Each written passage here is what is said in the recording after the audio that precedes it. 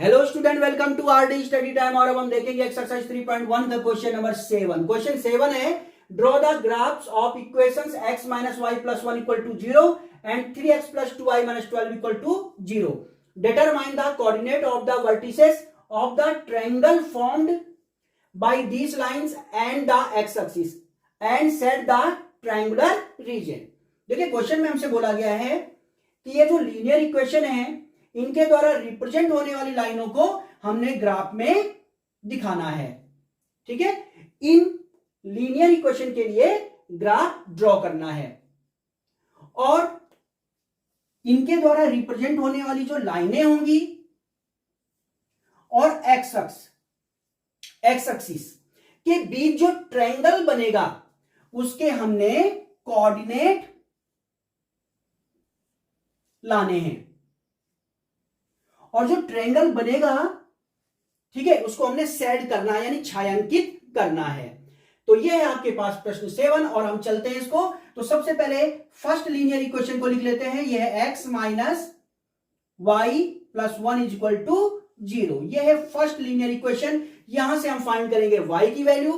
तो देखिए, minus Y है, राइट हैंड साइड ले जाएंगे, प्लस वाई हो जाएगा, इधर बचेगा x प्लस 1। तो y की वैल्यू हमें फाइंड हो गई। हम यहां पे x की वैल्यू पुट करेंगे और y की वैल्यू फाइंड करेंगे और x और y की वैल्यू को टेबल में लिख लेंगे। x और y की कम से कम मिनिमम 2 वैल्यू हमने फाइंड करनी है। तो चलो बच्चों, यहां x की वैल्यू पुट करते हैं और y की वैल्यू फाइंड करते हैं। x की वैल्यू पुट कर लेते हैं 0। अगर x की वैल्यू 0 पुट करेंगे तो 0 प्लस 1 क्या हो जाएगा 1। चलिए बच्चों, x की वैल्यू यहां पे एक और पुट करते हैं और y की वैल्यू फाइंड करते हैं। अब हम यहां x की वैल्यू ले लेते हैं -1 और x की वैल्यू -1 लेंगे तो -1 प्लस 1 क्या हो जाएगा, कैंसिल, बचेगा 0। तो y इक्वल टू क्या फाइंड हो गया, 0। तो x और y की वैल्यू हमें फाइंड हो गई है। देखिए, जरूरी नहीं आप यही वैल्यू फाइंड करें, x की कोई भी वैल्यू पुट करके y की वैल्यू आप फाइंड करेंगे और टेबल में लिख लेंगे। अब हम देखते हैं सेकेंड लीनियर इक्वेशन, जो कि है 3x plus 2y minus 12 equal to 0। यह है लीनियर इक्वेशन सेकेंड। यहां से पहले y की वैल्यू फाइंड कर लेते हैं बच्चों। तो 2y equal to -12 right hand side में जाएगा, +12 हो जाएगा। 3x राइट हैंड साइड में जाएगा, -3x हो जाएगा। और ये 2 जो है y के साथ मल्टीप्लाई है, ये राइट हैंड साइड में जाएगा डिवाइड में। मिल गई भाई y की वैल्यू। अब इसमें हम x की वैल्यू पुट करेंगे और y की वैल्यू फाइंड करेंगे और x और y की जो वैल्यू हमें फाइंड होगी उसे हम इस टेबल में लिख लेंगे। x और y की कम से कम मिनिमम 2 वैल्यू तो हमने लेनी ही लेनी है। तो देखिए, y इक्वल टू है 12 माइनस 3x अपॉन 2। बच्चों, यहां पे x की वैल्यू इस तरह से लेना ताकि न्यूमरेटर में ऐसा नंबर आए जो कि 2 से पूरा पूरा डिवाइड हो जाए। अगर ऐसा होगा तो y की वैल्यू इंटीजर फाइंड होगी आपको। ठीक है, अगर डेसिमल में y की वैल्यू फाइंड होती है तो ग्राफ में दिखाने में होती है थोड़ी सी दिक्कत, इसलिए ध्यान दीजिएगा कि y की वैल्यू इंटीजर फाइंड हो तो बेटर होगा। तो चलिए, x की वैल्यू हम यहां पे पुट कर लेते हैं 0। x की वैल्यू क्या पुट करने वाले हैं, 0। तो y इक्वल टू क्या हो जाएगा, 12 माइनस 3 इंटू 0। 3 इंटू एक्स की वैल्यू क्या पुट कर दी, 0। तो 3 इंटू 0 0 हो जाएगा, तो बचेगा 12 अपॉन 2। तो 2 6 12। तो y की वैल्यू मिल गई बच्चों 6। तो चलिए एक वैल्यू और फाइंड कर लेते हैं। तो y equal to 12 minus 3, x की कोई और वैल्यू लगा दीजिए। जैसे हम चलो लगा लेते हैं यहाँ पे 2, तो ये हो जाएगा 3 2 जा 6, ये हो गया 6। और 12 माइनस 6 क्या हो जाएगा, 6 अपॉन 2। तो ये मिलेगा 2 3 जा 6। तो हमने x की वैल्यू 2 पुट की तो y की वैल्यू हमें मिल गई है 3। इस तरह से इक्वेशन फर्स्ट के लिए भी x और y की वैल्यू हमने फाइंड कर ली और इक्वेशन 2 के लिए भी x और y की वैल्यू हमने फाइंड कर ली। तो देखिए, इक्वेशन फर्स्ट के लिए 0,1 और -1,0 को हम ग्राफ में दिखाएंगे। तो जब ग्राफ में रिप्रेजेंट करेंगे तो इनको मिलाने पर एक स्ट्रेट लाइन फाइंड हो जाएगी। इसी तरह से इक्वेशन 2 के लिए 0,6 2,3, इन पॉइंट को जब हम ग्राफ में दिखाएंगे और इनको मिलाएंगे तो एक स्ट्रेट लाइन फाइंड हो जाएगी। तो यहां पे 2 स्ट्रेट लाइन हमें फाइंड हो गई है।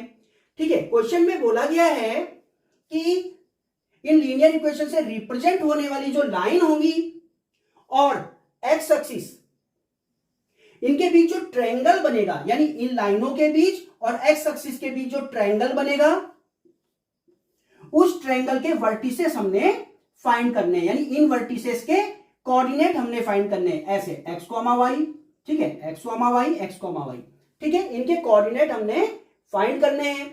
और जो ये ट्रायंगल फाइंड होगा, ये जो ट्रायंगल मिलेगा, इसको हमने इस तरह से सेट भी करना है। तो चलिए अब हम देखते हैं ग्राफ में। तो बच्चों इक्वेशन फर्स्ट से जो x और y की वैल्यू हमें फाइंड हुई है वो हमने यहां लिख लिया है। अब देखिए जब x की वैल्यू 0 है तो y की वैल्यू है 1। तो पॉइंट 0,1 को हम ग्राफ में रिप्रेजेंट करेंगे। x अक्ष में हमें 0 चलना है, y अक्ष में हमें चलना है 1। तो ये पॉइंट हमें मिलेगा जो कि है 0,1। अब देखिए बच्चों जब x की वैल्यू -1 है तो y की वैल्यू है 0। तो पॉइंट -1,0 को हम ग्राफ में रिप्रेजेंट करेंगे। तो x अक्ष में हमें -1 चलना है और y अक्ष में 0। तो ये पॉइंट हमें मिलेगा जो कि है -1,0। अब जब हम 0,1 और -1,0 पॉइंटों को इस तरह से मिलाएंगे तो हमें एक स्ट्रेट लाइन मिलेगी। अब देखिए क्वेश्चन 2 में जब x है 0 तो y है 6। तो पॉइंट 0,6 को हम ग्राफ में रिप्रेजेंट करेंगे। तो x अक्ष में हमें 0 चलना है, y अक्ष में 6 चलना है। तो ये पॉइंट हमें मिलेगा जो कि है 0,6। अब देखें जब x है 2 तो y है 3। तो पॉइंट 2,3 को हम ग्राफ में रिप्रेजेंट करेंगे। x अक्ष में हमें 2 चलना है और y अक्ष में हमें चलना है 3। तो ये पॉइंट हमें मिलेगा जो कि है 2,3। जब हम पॉइंट 0,6 और 2,3 को इस तरह से मिलाएंगे तो एक स्ट्रेट लाइन हमें मिल जाएगी।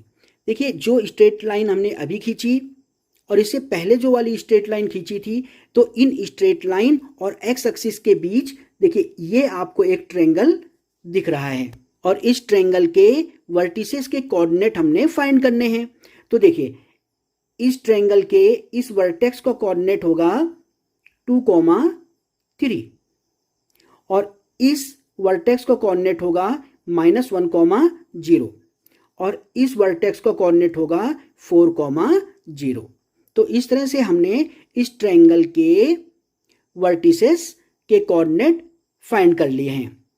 अब जो ये ट्रायंगल बनेगा, ठीक है, इन लाइनों के द्वारा और x एक्सिस के द्वारा, यानी इन लाइनों और x एक्सिस के बीच जो ये ट्रायंगल आपको दिखाई दे रहा है, इसको हमने शेड करना है यानी छायांकित कर देना है। तो देखिए ये है ये ट्रायंगल, ठीक है, जिसको हमने शेड करना था। तो ये था आपके पास क्वेश्चन 7।